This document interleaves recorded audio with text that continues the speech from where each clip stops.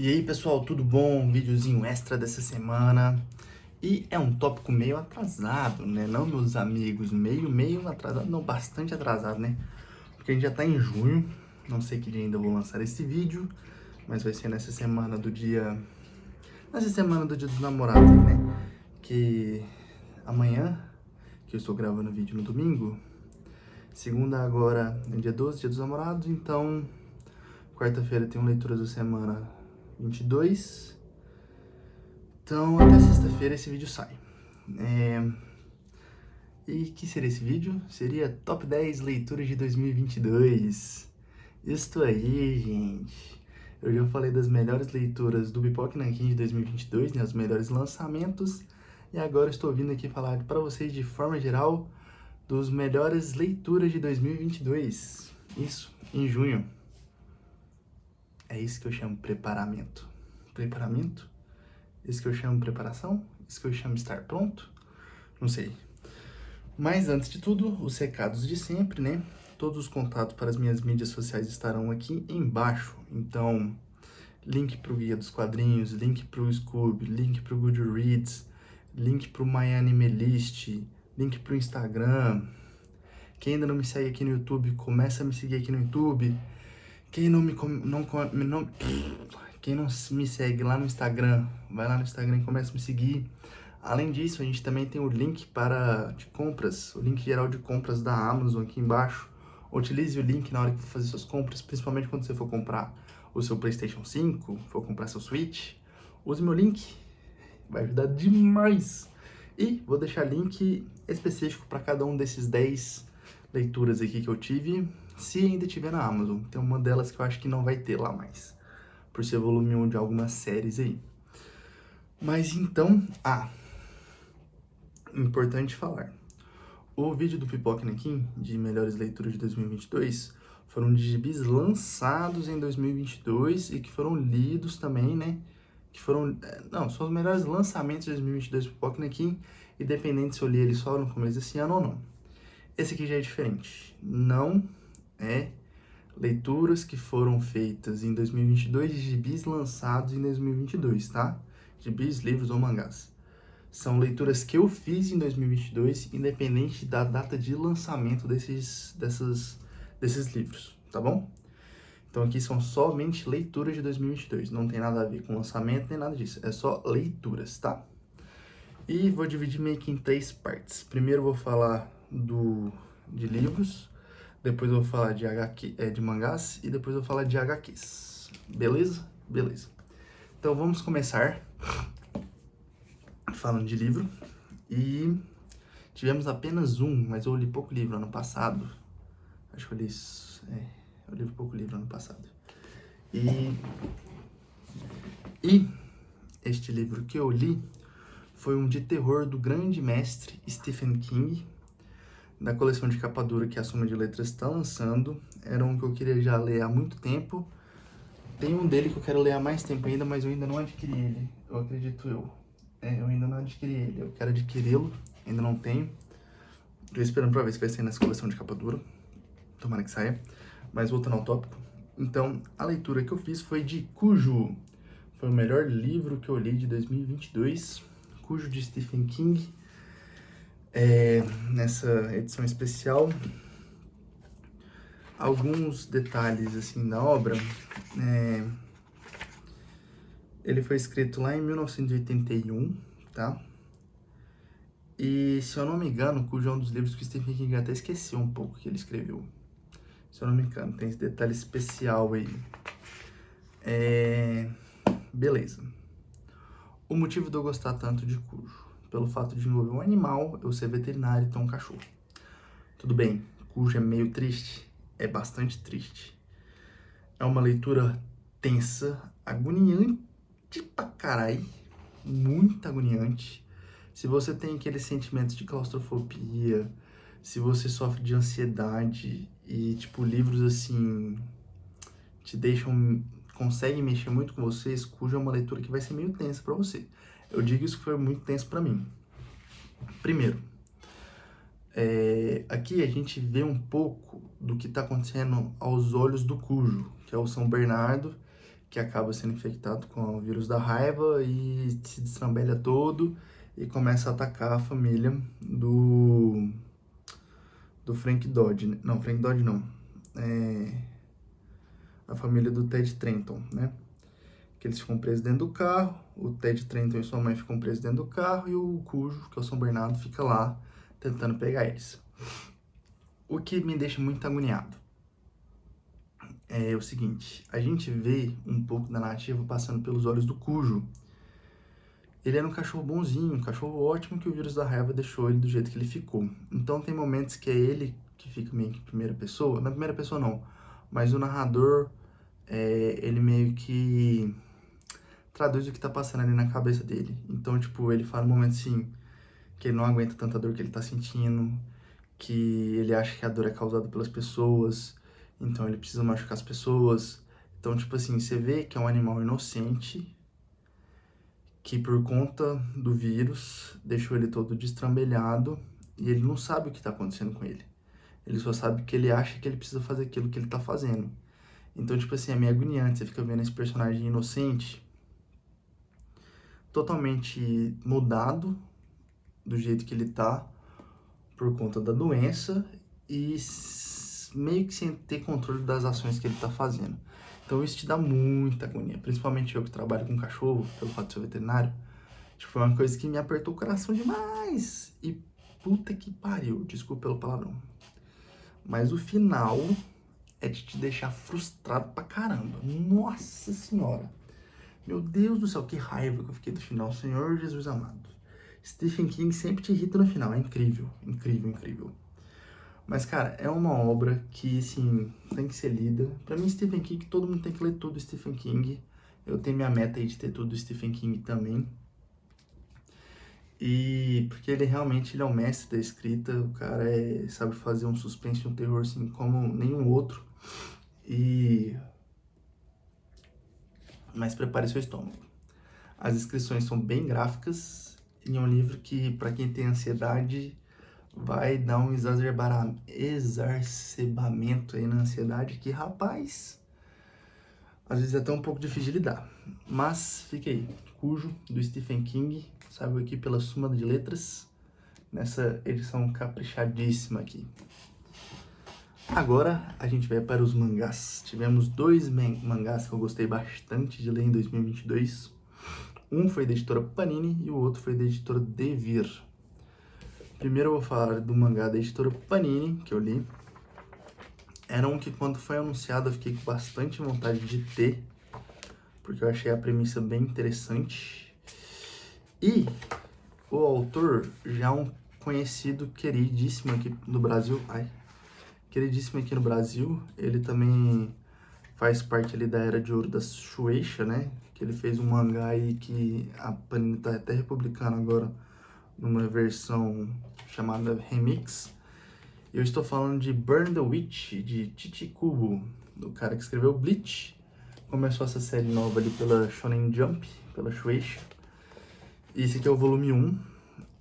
Só que ele tá escrevendo esse aqui pelos termos dele. Então ele escreve na hora que ele quiser, no ritmo que ele quer, e é isso aí. Então sabe-se lá Deus quando a gente vai ter um próximo volume. Mas a história desse primeiro volume, ela é fechada nela mesma e tem abertura para continuar a história, mas não precisa continuar a história se ele não quiser e tudo mais. Então aqui, a gente tá em Londres, existe um lugar que chama Reverse London, que é onde fica o pessoal que conhecem do mundo da magia e tudo mais, né? E tem as criaturas chamadas dragões, que elas têm que ser controladas aí por pessoas que podem conseguir tocá-las por conta de algumas habilidades que elas têm ali, né? E então a gente acompanha as duas protagonistas, né? Que são essas meninas aqui. Deixa eu mostrar aqui. Essa menina aqui. E tem a outra. Como é o nome dela? É a Noel Chan. E tem a outra menina aqui, que é a veterana dela.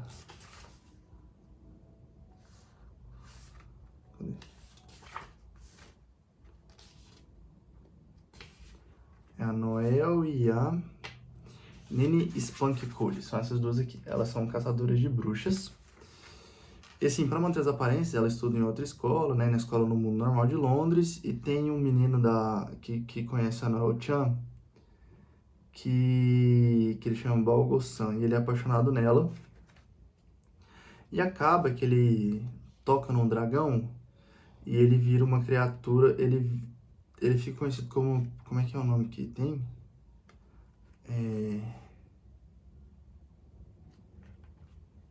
Peraí, gente, que eu tenho que lembrar os termos.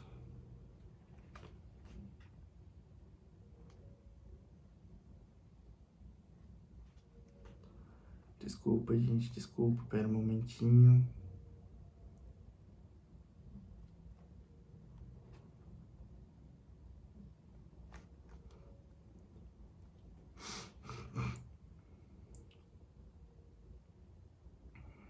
Ele virou um traco possuído. Então, para ele não ser abatido, as duas acabam tomando responsabilidade por eles, né? Por ele. Então elas têm que ficar cuidando deles e assim, durante a história aqui, ele vai acompanhando elas nas missões e tudo mais, né? Num mundo bem divertido mesmo, bem legal, bem bacana o mundo, uma criação de mundo muito interessante que o Tite Kubo fez aqui. Só que no final elas meio que descobrem que tem uma treta aí por trás envolvendo as equipes principais aí que existem nesse mundo aí, né? Que tem vários setores desse mundo aí, né? E cara, é muito bom. Eu já esqueci um pouco da história, mas eu gostei bastante. A luta final é contra esse dragão aqui, bizarrão aqui, loucão. E, cara, é muito bom. Eu espero que... Eu sei que eu fiquei muito tempo mais em silêncio do que falando, tentando lembrar das coisas. Mas é muito divertido. As cenas de ações são muito bem feitas. Dá pra ver porque que o Tite Kubo é, tipo, um mangaka muito famoso. E, cara, muito da hora. Eu espero que saia mais coisa mesmo. Vou até pesquisar se tem mais alguma notícia disso aqui recentemente. Porque é muito bom mesmo. E, se eu não me engano, saiu um anime já. Ou foi um filme, ou foi um anime de temporada curta, que é basicamente tudo que tem nesse volume aqui. Porque foi meio que uma venda casada, entendeu? Foi tipo anime junto com o mangá. Então é bem da hora, vale muito a pena. Corram atrás. E assim, vai ser aquele trem. Se sair mais volume, vai saindo aos poucos. As histórias acho que em cada volume vão ser meio que self-contidas ali. Mas com essa mesma linha aí de pensamento em relação às tretas que foram acontecendo aqui. Com os mesmos personagens, inclusive. Então, Burn the Witch, volume 1 de Tite Kubo. E o segundo mangá que eu gostei bastante foi um dentro do gênero de terror, que nem o Cujo, e foi de outro mestre do terror. Mas o mestre do terror japonês. Então estamos falando de Junji Ito. E não foi o Junji Ito do Pokkenkin, porque o vídeo do Pokkenkin eu já fiz. Então, da Devir. E qual que foi esse? Foi o Gyu, do Junji Ito, que saiu pelo selo Tsuru aqui. Que vem com a sobrecapa aqui, né? Um padrãozinho que tem dentro desse selo Tsuru aí da Devir. E qual que é a história basicamente aqui daqui? Vou tentar ser mais breve, não tentar falar tanto. Esse casal tava tirando férias ali na praia, quando começaram a sentir um cheiro muito ruim, e quando foram ver, era um bando de peixe com pernas. E esses bandos de peixe começou a invadir aí o Japão e dominar o Japão, né? Noticiado e tal. E as pessoas começaram a ser meio que implantadas com essas pernas malucas aí. E é isso. É tipo um fim apocalíptico aí na história, envolvendo esses peixes com pernas aí, em que algumas pessoas não são atacadas por esses peixes e outras pessoas são atacadas. E outra coisa meio que tem, assim, que os caras percebem que existe meio que o povo que acaba ganhando essas pernas aí, apesar de parecerem que eles estão mortos e tudo mais, parece que eles mantêm uma certa consciência ali, ou guardam um pouco do que eles eram do passado, né? E, cara, é uma bizarrice sem fim. É muito bizarro mesmo. E tem momentos, assim, que te deixam com o coração na boca mesmo, sabe? Porque você se envolve muito com os personagens. Principalmente com o casal inicial aí da história, né? Tem o tio do menino aqui que é bem bizarro. Que depois tem umas reviravoltas aí que você descobre aí mais pra frente. Tem cenas agoniantes, principalmente quando eles estão sendo perseguidos por esse tubarão aqui com pernas. E, cara, e essas criaturas, elas começam a produzir gás também, tipo, meio que viram umas máquinas de gás e tal. Tipo, é muito esquisito mesmo, que o povo começa a ser dominado pelas pernas também. Mas, assim, aí o gás aqui, ó. Cara, é muito bom, é o Jiu-Jitsu, assim, sendo ele, né? Não tem muito o que falar, sabe? E é isso. Foi uma ótima leitura. Dentro desse volume aqui, a gente tem algumas histórias extras. A gente tem a tragédia, a trágica história do pilar principal, ela é muito, muito bizarra a história, mas ela é ótima. E tem essa que é muito bizarra também, que é o mistério da falha Amigara. Cara, que história que te dá uma agonia do caralho. Pelo amor de Deus. Dá muita agonia essa história. Senhor Jesus. Vou até ver a última página, porque eu lembro que é agoniante a última página. É muito agoniante. Nossa senhora. É muito bizarro. Mas já é isso. Guio, do Junji Ito, que saiu pela Devir. E agora a gente vai para as histórias em quadrinhos. Deixa eu ver se tem alguma forma de eu separar aqui. Tem. Tá. Eu vou falar então, primeiro, de uma história em quadrinho nacional. Depois eu vou para uma italiana. Depois temos uma da DC e o resto é tudo Marvel. Não teve nenhuma ordem aqui, tá? Fui falando só, não tem primeiro, segundo, nem nada. Só fui falando seguindo uma ordem aleatória aqui. Então, vou falar de um nacional que foi muito, muito, muito, muito bom. Vou até pegar aqui, porque eu tenho o bookplate autografado pelo autor desse gibizinho. Foi um gibi da Comic Zone, feito por um autor que, inclusive, eu falei de um gibi dele aqui esse ano, que foi o Astronauta, volume integral. Então eu tô falando de Danilo Beirute. E eu falei de 2 gibis esse ano dele. Falei do Astronauta e falei de São Jorge, que saiu esse ano. E esse aqui foi o nacional que ele lançou ano passado, com a Comic Zone, e foi Curso, do Danilo Beirute. Cara, isso aqui é muito bom. É uma ficção científica envolvendo o Curso aqui, que ele é um piloto da República dos Cães, e durante uma luta espacial contra a monarquia dos gatos, ele acaba naufragando em um planeta. E ele conhece uma sociedade de gatos, só que essa sociedade de gatos, elas não sabem de nada em relação a essa guerra que existe entre as duas raças. E o final, tipo, você entende por que ele não entende nada. E, tipo assim, a priori você acha que os caras são uma tribo antiga e, nossa, tem reviravolta atrás de reviravolta. E você fica até triste, assim, no final. Foi um final meio que bittersweet ali, né? Tipo assim, você não queria que aquilo acontecesse daquele jeito, mas era o que tinha que acontecer na história. Mas é muito bom, nossa, muito, muito bom. Eu gosto muito do Curso, gosto mesmo. Eu acho ele um personagem incrível. A arte do Danilo Beirute é fenomenal. Ele é muito bom pra fazer realmente essas histórias de ficção científica, né? Dava pra ver pelo próprio Astronauta. Olha as naves que ele faz aqui. Cara, é maluco demais. E, cara, é muito bom, vale muito a pena. Vai atrás, pega mesmo, porque o Danilo Beirute merece. Merece a gente comprar todo o gibi que ele lançar aí. O cara é foda. Eu falei, né, eu comprei a edição autografada, que veio com o bookplate aqui do curso, com o autógrafo do Danilo Beirute. Cara, muito bom. O curso foi uma leitura fenomenal. Foi, inclusive, a primeira leitura do ano passado e é incrível, incrível. Na sequência, a gente foi lá pra Itália. Foi coisa que saiu também ano passado, no começo do ano passado. E é de uma personagem da Bonelli que eu adoro. Inclusive, é a única personagem da Bonelli que eu acompanho. Apesar de eu querer pegar as outras coisas da Bonelli, não tem como. Então, eu estou falando de Júlia, mas nesse caso é o primeiro volume da edição especial, né? Então, aqui são as histórias antes da Júlia se formar e... Não, antes dela se formar, quando ela ainda é estudante ali, e ela vai acompanhar o professor dela dando consultoria aí pra polícia. Então esse é o primeiro caso dela trabalhando ali antes dela formar. E cara, Júlia é muito bom. Qualquer timeline da Júlia é muito bom. Eu tô meio atrasado nas compras ali dos volumes do Júlia, mas assim, eu vou tentar ficar em dia para poder voltar a ler.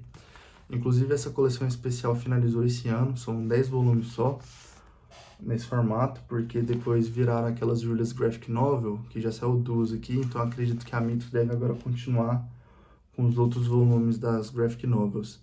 E, cara, Júlia é muito bom, velho. Que nem eu falei, qualquer tipo de timeline aí da Júlia vale a pena demais ler, vale a pena demais ler, é muito divertido. Eu não entendo como é que nenhuma produtora de filme, de série aí, não abordou a Bonelli pra produzir uma série policial de Júlia. Deve ser porque séries policiais não estão mais tanto em moda que nem foram uns tempos atrás. Mas, cara, Júlia é um poço de criatividade para fazer uma série policial. É incrível, usando uma personagem feminina muito forte, que não força a barra em nada. Tipo assim, a Júlia ela é incrível porque ela é super inteligente. Ela é uma profissional incrível dentro da área de criminologia dela. Ela é aplicada a tudo isso e faz um trabalho excepcional. Eu adoro Júlia e tudo de Júlia é bom. Nossa, é bom demais, tá louco. E agora a gente vai para as comics. A primeira é da DC. Não vou poder mostrar a arte interna porque eu não vou tirar do saquinho, desculpa, gente. Mas foi o primeiro volume da saga do Superman, né? Ele é feito pelo John Byrne. Essa aqui pega a minissérie de 1986, que foi o reboot aí do Super-Homem, né? O The Man of Steel, as seis edições. E aqui é realmente, tipo assim, o John Byrne rebutando ali depois da crise das Infinitas Terras do Super-Homem e fez um trabalho excepcional. Inclusive, eu até menciono que eu gostei mais desse primeiro volume dessa saga do que do Batman. Achei mais divertido. Eu não vou lembrar direito de todas as histórias que estão aqui, mas a gente acompanha todo esse começo de carreira ali do Super-Homem. Primeiro que ele não tinha a identidade dele bem vista, bem formada, nem a identidade secreta dele ele possuía direito, porque ele ainda não tinha virado Clark Kent, o repórter do Planeta Diário e tudo mais, né? Aqui a gente conhece a Lois Lane, a gente conhece um pouco do passado dele. E, cara, é muito bom. O John Byrne é um roteirista incrível e foi uma leitura muito prazerosa mesmo. Por isso que entrou nesse top aí. E agora o resto é tudo Marvel, porque eu sou Marvete. O outro também não vai dar pra mostrar arte interna, desculpe pessoal, mas foi o primeiro volume da saga dos X-Men. Aqui a gente tem o início do arco clássico ali do Chris Claremont com o Paul Smith. Aqui é uma reformulação do time dos X-Men depois da morte da Fênix, né? Como é o nome dela? Da Fênix, todo mundo sabe quem que é ela, né? Desculpa, eu esqueci o nome da identidade secreta dela, né? Então aqui a gente tem uma equipe que é liderada pela Tempestade, aí a gente tem o Noturno, tem o Colossus, tem a Kitty Pryde que ainda não tá dentro da equipe do X-Men, porque ela faz parte da escolinha lá. Ela reencontra com o Lockheed, que é o dragãozinho que ela acompanha, né? Aqui a gente acompanha o Ciclopes meio que tirando umas férias ali, e também o Wolverine aqui, ele tá pra casar com a Mariko Yashida, né? Lá no Japão, né? Então aqui é meio que o início ali reestruturando a gente, mostrando onde está cada personagem, como é que eles estão depois dos acontecimentos e tudo mais, né? E aqui também começa essa passagem de lado de vilão pra mocinha da vampira, né? Cara, foi muito divertido ler isso aqui, gostei muito desse primeiro volume, foi muito bacana. Eu tenho que continuar a ler a saga dos X-Men, acho que eu li só até o volume 2, já tem bastante volume ali. Mas é que nem eu falo, esse volume saga, ele é muito bom e o Saga dos X-Men foi uma leitura muito prazerosa também. E depois eu passei, foi tudo Marvel Essenciais. As leituras que eu gostei. Por mais eu gostar mais do Marvel Vintage, por incrível que pareça, todas as minhas leituras favoritas foram Marvel Essenciais. Vamos começar com a que eu mais gostei? Não, vou deixá-la pro final. Vou começar com a que foi a que eu menos gostei, depois vou pra segunda que eu mais gostei, depois pra que eu mais gostei. A primeira foi Marvels. Cara, Kurt Busiek com Alex Ross. Aqui, né, tipo assim, é uma obra de arte em quadrinhos, né? Porque a arte do Alex Ross é do caralho.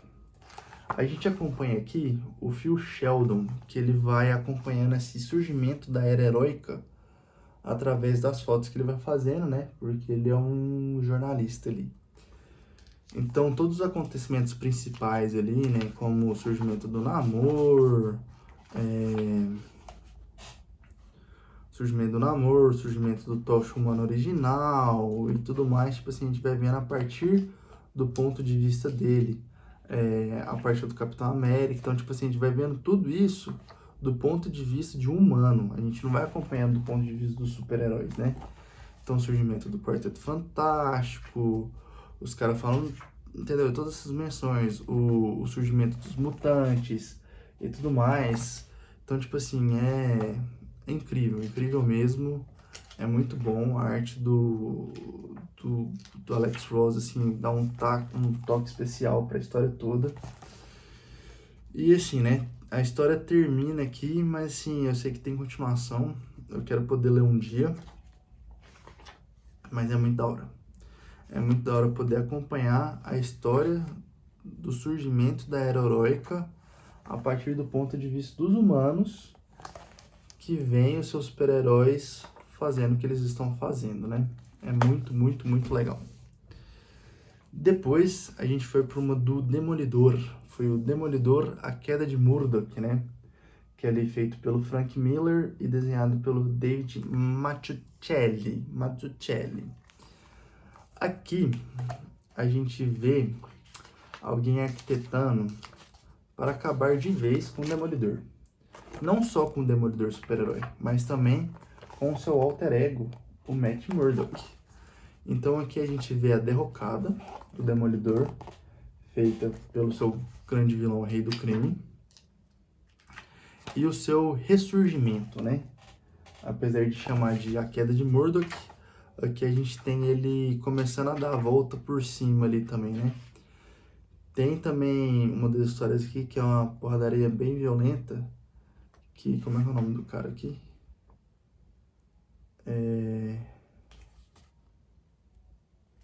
Que esse vilão aqui, eu esqueci o nome dele. Que vira uma destruição insana aqui, atrás da outra, que teve até que aparecer o Capitão América aqui pra dar uma mão junto com o Homem de Ferro, porque o negócio tava louco. O negócio foi louco. Foi louquíssimo. Ah, até o Thor aparece aqui.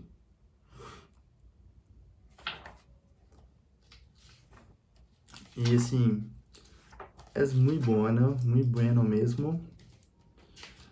E é tipo isso, né? Temos o final, né? A queda de Murdoch, mas também a gente já começa a ter o refazer dele, né? Então, assim, né? É um altos e baixos aqui. É muito bom. Nossa, também foi meio burra essa parte minha toda aqui. Mas é isso. Foi Demolidor, A Queda de Murdoch. Muito bom. Realmente um clássico da Marvel. E é isso. É muito bom mesmo. Envolve o maior amor dele, que é a Karen Page e tudo mais. E apesar de ser a queda do Murdoch, a gente também começa a ver ele se refazendo. Não como Matt Murdock, Demolidor. Ele meio que se refaz em cima de tudo isso que aconteceu com a vida dele, né? E por fim, a que eu mais gostei, inclusive um dos vídeos que eu tive aleatoriamente antes de eu começar a fazer as leituras da semana toda semana, foi o Quarteto Fantástico Jogado aos Lobos, que foi feito pelo dramaturgo Roberto Aguirre Sacasa e desenhado pelo Steve McNiven. Aqui é dessa fase do Marvel Knights, do Quarteto Fantástico, onde a Casa das Ideias estava querendo meio que renovar os personagens, né? E aqui, diferentemente da maioria das histórias do Quarteto Fantástico, não era aquela parada de ficção científica louca e tudo mais, não. Aqui o que acontece? O Quarteto Fantástico fale e eles acabam tendo que encontrar trabalhos normais e meio que viver uma vida normal ali, sendo super-heróis ainda, mas sem todo o glamour, dinheiro que eles possuíam, né? Eles mudam de casa e tudo mais, beleza, né? Então a gente vê essa queda deles aí, mas eles meio que se mantendo como super-heróis e tudo mais, mas sem todo os apetrechos tecnológicos que eles tinham. A gente começa a ver também uma tensão aí no casamento do Senhor Fantástico com a Mulher Invisível, que acho que pelo fato disso que dá aquela abertura de que mais pra frente depois ela meio que se envolve com o namoro e tudo mais, apesar de que eu odeio essa parte. Eu nunca vou querer ler isso aí, eu acho. E a segunda parte dessa história aqui, né? Porque a primeira parte dessa história é eles meio que se redescobrindo aí no mundo. E a segunda parte é eles levando o filho deles junto com os amiguinhos de escola para um acampamento. Aí já entra um pouco um de ficção científica, porque eles acabam se deparando com uma raça alienígena aí, né? Então acaba virando a parada que nós conhecemos aí do Quarteto Fantástico, de histórias de ficção científica protegendo as pessoas de monstrões.